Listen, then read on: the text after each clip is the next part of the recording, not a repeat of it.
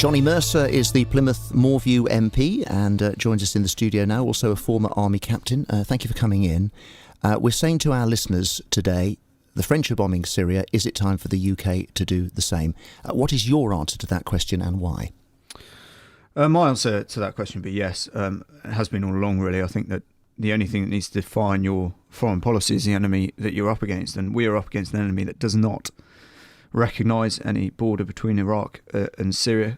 Yes, what we are asking to contribute is not a lot of sort of tactical ability, but it's the concept of standing shoulder to shoulder with our French and American and Australian allies in going after this threat. And we've tragically seen over the weekend how close that can come. And forgive me for not knowing exactly how all these things work. Can we just do that unilaterally? Can we up the ante unilaterally, or would we need to talk to other people, get any permission from the wider community to do that? There's a coalition, isn't there, currently bombing Syria, going after specific targets within Syria, made up of the French, the Americans, the Australians and a few others.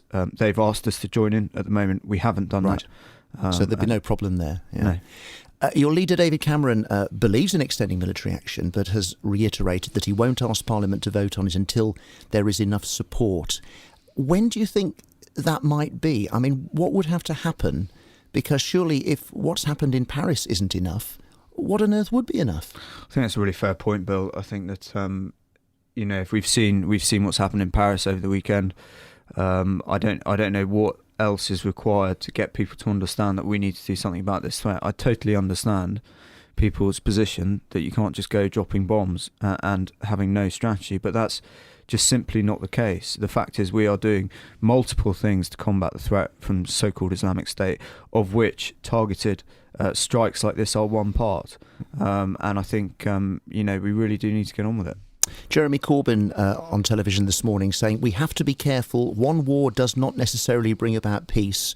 It can often bring yet more conflict, more mayhem, more loss. To what extent do you think that might apply in this case? Well, it applies in every war. I don't think that's a particularly sort of Einstein moment from Jeremy Corbyn. I think that in any war you get unintended consequences, and all you're trying to do is manage a series of bad outcomes. But in this case, we've seen the strategic reach from so-called Islamic State. I think that we've been asked to add a specific tactical and technical capability to the coalition in Syria. We should have done that, and we should, and then we would be further on down the line in determining what can only solve this, which is a political solution to the problems in Syria. And one more question about Mr Corbyn. I don't mean to make him the centrepiece of this interview by any means, but he criticised this morning also what he saw as a lack of coverage in the Western press of recent attacks in Lebanon and Turkey. Do we only really care, Johnny, about things that happen close to home or to people like us? And does that stop us winning hearts and minds? Is that a big part of the problem? I think that's a really interesting question. I mean, personally, I think the Lebanon and certainly the Turkey attacks were covered over here. But within this country, I've just been up in Whitley this morning in Plymouth, and we have to ask what affects people here. What do they really talk about? And they do really talk about France, and they don't really talk about Turkey and Lebanon. So it's a balance, between those two. And unless we change our minds on that, can we really expect to get everybody on board? Well, exactly. I mean, if we don't... and how do we change our minds on that? Well, exactly. I mean, it comes back to a critical mistake in 2013. If you say, here's a red line, if you step over it, we're going to do something about it, and someone steps over that line, you do nothing about it, we're going to end up with a whole world of problems, which is exactly what we've got now. There's the problem of Putin propping up the Assad regime, isn't there? David Cameron saying that he is prepared to make compromises with Russia in order to defeat IS. Any thoughts on that? I mean, what might those compromises be? Can we bring Putin on side? Is it wise, frankly, to up the ante if not? Well, the Russians have now made themselves part of any solution in Syria, and the only thing we can do is work out with them what the future of Syria looks like. Now, the Russians clearly want Assad to stay, if only for a short time. And if that's, they are to an extent calling the shots, because they have intervened in the manner in which they have, and working with them to achieve that. Ultimately, any conflict is only ever resolved politically, and if the Russians want Assad to be a part of that, even for a transitional period, then I'm afraid we may not like it, but we have to get on board. And you think that is doable? You think that is a swallowable pill? I think some to sort of transitional arrangement for him to leave power would be the only way. I don't think Syria will ever go back to the way it was with Assad in power now. Tell me a bit about the city of Raqqa, which the French have bombed. It's the stronghold of IS in Syria. But, I mean, what is it like? I'm assuming you can't bomb IS there without a strong likelihood of also killing innocent people.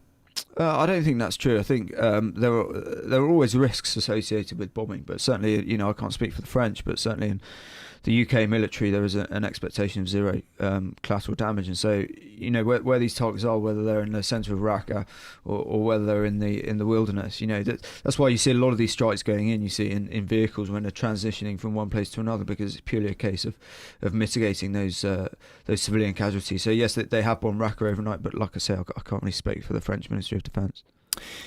It's a terribly complicated situation, of course, and I think we often forget that. I mean, we've got al-Assad's government, we've got IS, but we've also got an array of Syrian rebels, Kurdish fighters, all holding territory. Yeah. It seems horribly selfish, really, to even say this, but would wiping out IS keep me safe from events like those in Paris, or might the situation without them morph and be potentially as dangerous, perhaps in ways that I can't even think of at this point? Yeah, well, it's very, very difficult to look into the future, isn't it? But I think, you know, what so-called IS have demonstrated is that they have a clear strategic reach, and they have a clear strategic goal, and that is causing carnage in Western countries, as we saw in Paris over the weekend.